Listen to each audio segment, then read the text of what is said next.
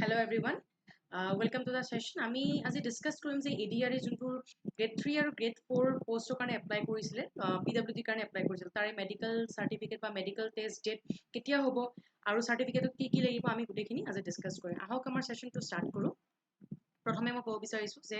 আমাৰ যোনটো ADRE আপোনাৰ উলিয়াইছিলে exam for grade 3 and grade 4 তো তাৰে আপোনাৰ যোনবিলাকে মেডিকেল সাৰ্টিফিকেট দিছিলে ফৰ PwD ক্যান্ডিডেটছৰ কাৰণে যোনে মেডিকেল সাৰ্টিফিকেট দিছিলে ইন অৰিজিনেল তো তেওঁলোকৰ এটা মেডিকেল টেষ্ট হ'ব যেহেতু আপোনালোকে PwD ক্যান্ডিডেট হয়নে নাই তাৰে ভেৰিফিকেশ্যন বা এছুৰেঞ্চ কেনেকৈ পাব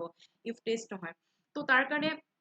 যোনটো আপোনাৰ ডেট হয় ফৰ মেডিকেল PwD ক্যান্ডিডেট তেনেকৈ এটা টেন্টেটিভ ডেট উলিয়াইছে 15 to 70 মে ভিতৰত আপোনালোকৰ মেডিকেল টেষ্টটো হ'ব এতিয়া এই টেষ্টত আপোনালোকৰ কি অৰিজিনেল ডকুমেণ্টছ লাগিব বা কি ডকুমেণ্টছ লাগিব সাবমিট কৰিবৰ কাৰণে প্ৰথমে আপোনালোকৰ যোনবিলাক ডকুমেণ্ট সাবমিট কৰিছিলে for as a PwD candidate হিচাপে আপোনালোকে যোনখিনি ডকুমেণ্ট সাবমিট কৰিছিল তাৰে ইন অৰিজিনেল ডকুমেণ্ট লাগিব আৰু আপোনালোকে ৰেডি কৰক যদি ডকুমেণ্টছ আপোনালোকৰ কিবা অলপ প্ৰব্লেম হৈ আছে বা কিবা অলপ বাকী আছে বিকজ বেছি টাইম নাই আজি আপোনাৰ অলৰেডি 10th হৈ গ'ল 15 তাৰিখৰ কাৰণে বেছি দিন নাই তো ইমান টাইমৰ ভিতৰত মানে বিফৰ 26 মে আপোনালোকৰ এই ভেৰিফিকেশ্যন কামখিনি কমপ্লিট কৰি দিব আৰু কিবা কাৰণে যদি ইয়াতে কিবা ফল্ছ ডকুমেণ্ট